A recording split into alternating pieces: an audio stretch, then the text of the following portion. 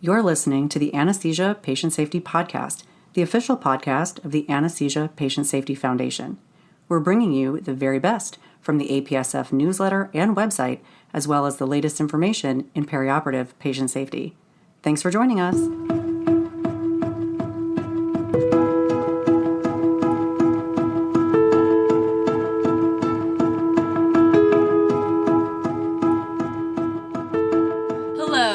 Welcome back to the Anesthesia Patient Safety Podcast. My name is Allie Bechtel, and I'm your host. Thank you for joining us for another show. We hope you tuned in last week when we started the conversation about intraoperative hypotension, usually defined as mean arterial blood pressure less than 65 millimeters of mercury, and the threat to anesthesia patient safety. An important part of every anesthetic plan should include minimizing the occurrence, severity, and duration of intraoperative hypotension. Before we dive into the episode today, we'd like to recognize Blink Device Company, a major corporate supporter of APSF. Blink Device Company has generously provided unrestricted support to further our vision that no one shall be harmed by anesthesia care. Thank you, Blink Device Company. We wouldn't be able to do all that we do without you.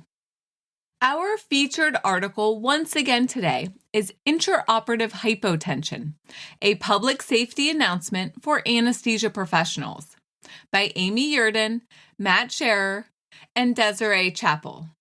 To follow along with us, head over to apsf.org and click on the newsletter heading. The first one down is the current issue. Then scroll down until you get to our featured article today. I will include a link in the show notes as well. Let's start with a quick review from last week. Here are some of the highlights.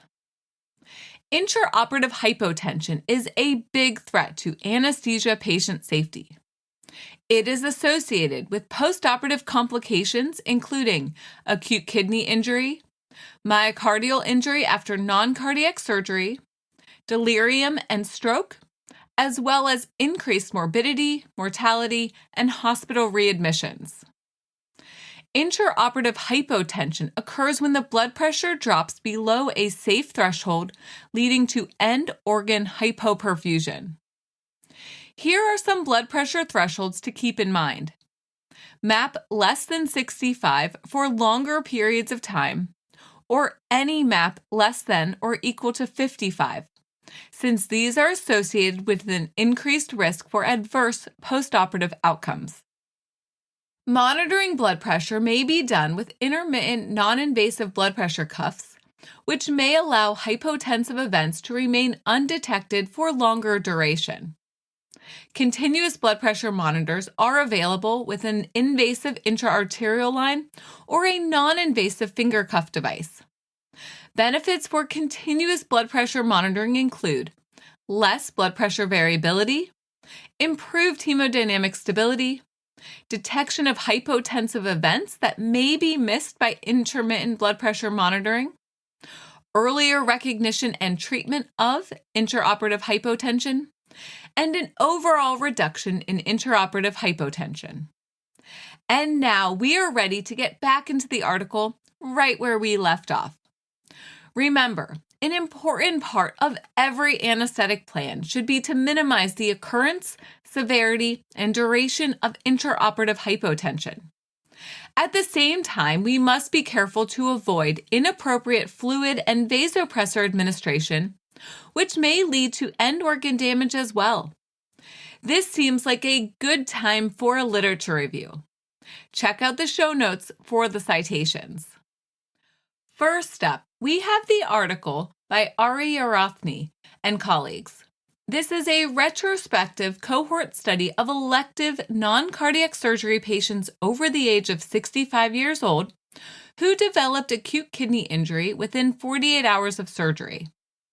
Intraoperative factors included intraoperative hypotension with mean arterial blood pressure less than 60 or systolic blood pressure less than 90, and intraoperative vasopressor use.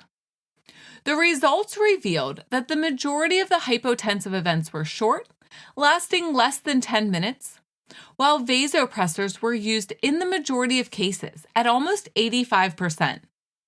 The authors concluded that high vasopressor use, greater than 20 milligrams of any specific vasopressor, was associated with postoperative acute kidney injury in this cohort of patients, and this was independent from hypotensive events. Next up, we have the 2020 article by Analik and colleagues that evaluated postoperative hypotension in patients undergoing abdominal free flap breast reconstruction with ERAS protocol and fluid restriction compared to traditional management. The authors observed the following in ERAS patients: a higher rate of postoperative symptomatic hypotension, less intraoperative IV fluid administration, increased duration of intraoperative hypotension, and no differences in postoperative urine output and adverse events. We are moving on to a bigger multi-center study. Check out the 2022 study by Chiu and colleagues that evaluated over 32,000 abdominal surgery patients over a 5-year time period with the Multi-Center Perioperative Outcomes Group, or MPOG, institutions. Results included the following: increased rates of AKI, acute kidney injury, even with a reduction in intraoperative hypotension, decreased intraoperative fluid administration, and increased vasopressor use, which were both associated with increased incidence of acute kidney injury, and a greater than 50% decreased risk for the development of AKI when the crystalloid administration increased from 1 to 10 milliliters per kilogram per hour. The big takeaway from this study is the idea that the administration of vasopressors to treat or prevent intraoperative hypotension while minimizing IV fluid administration may lead to adverse effects, including decreased splanchnic and renal perfusion, leading to ileus, postoperative nausea and vomiting, surgical site infections, and AKI. Now it's time to review the differential diagnosis for intraoperative hypotension. Here we go. Reduced myocardial contractility, vasodilation, hypovolemia, bradycardia, extrinsic compression of heart chambers from a pericardial effusion or pneumothorax, or a combination of these. We can turn to some of our more advanced monitoring to help prevent, diagnose, and treat hypotension. These monitors provide information about stroke volume, cardiac output, and stroke volume variation. This allows us to provide goal-directed therapy to treat intraoperative hypotension and work to keep patients safe rather than just giving vasopressors to treat a blood pressure number. Do you practice goal-directed therapy while providing anesthesia care? The authors defined goal-directed therapy as the optimal administration at the most appropriate time of fluids, inotropes, and vasopressors while being guided by an advanced hemodynamic monitor.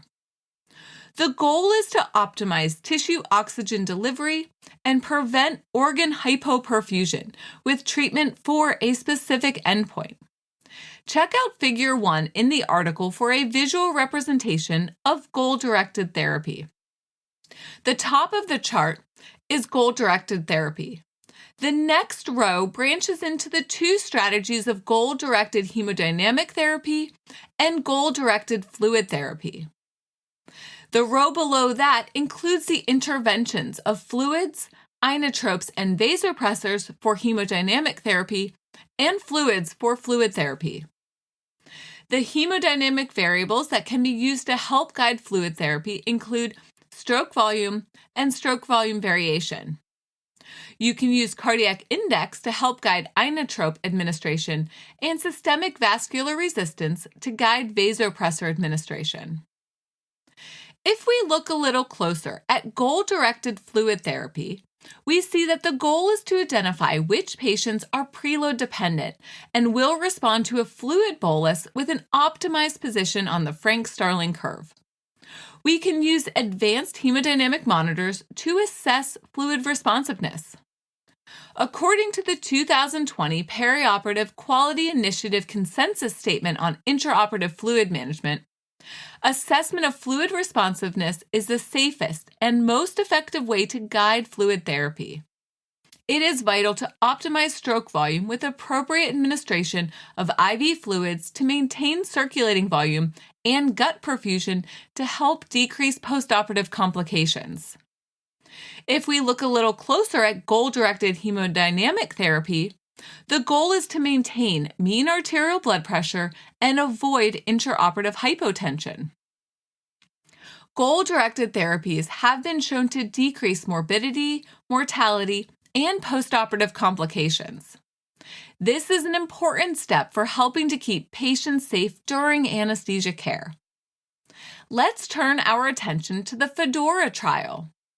This prospective, multi-center randomized control study looked at postoperative complications within the first 180 days after surgery in adult patients undergoing major elective surgery. Esophageal Doppler monitor-guided goal-directed hemodynamic therapy was used to guide administration of fluids, inotropes, and vasopressors, with hemodynamic variables of stroke volume, mean arterial blood pressure, and cardiac index, compared to IV fluid administration with traditional principles. Intraoperative goals in the goal-directed hemodynamic therapy group included maximal stroke volume, mean arterial blood pressure greater than 70, and cardiac index greater than or equal to 2.5. Now for the results. Drum roll, please.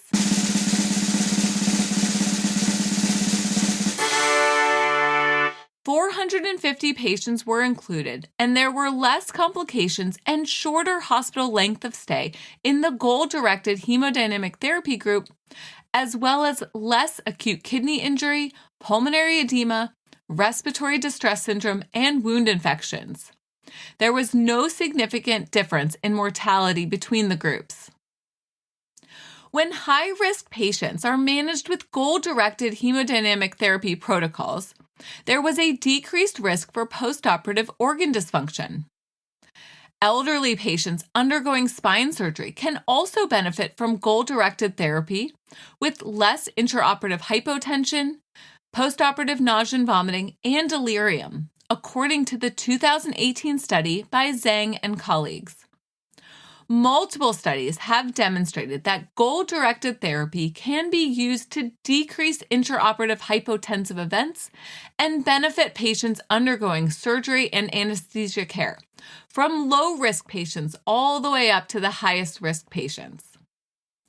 The authors highlight that intraoperative hypotension is a serious public health issue and should be avoided in all age groups and for any length of time. We have tackled the problem by treating hypotension after it has already occurred. This is likely too late, placing patients at risk for end organ damage. Going forward, we need to harness technology of artificial intelligence and machine learning in order to predict intraoperative hypotensive events and then reduce and prevent them. Have you heard of the Hypotension Prediction Index, or HPI? The HPI provides a unitless number on a scale from 0 to 100, which indicates the likelihood that a hypotensive event will take place. The monitor also provides information about the likely underlying cause of the impending hypotensive events so that the correct intervention may be performed. Studies evaluating HPI have shown that this technology has the potential to decrease the occurrence, duration, and severity of intraoperative hypotension during non-cardiac surgery. For this monitor to work, protocols must be followed to provide appropriate management.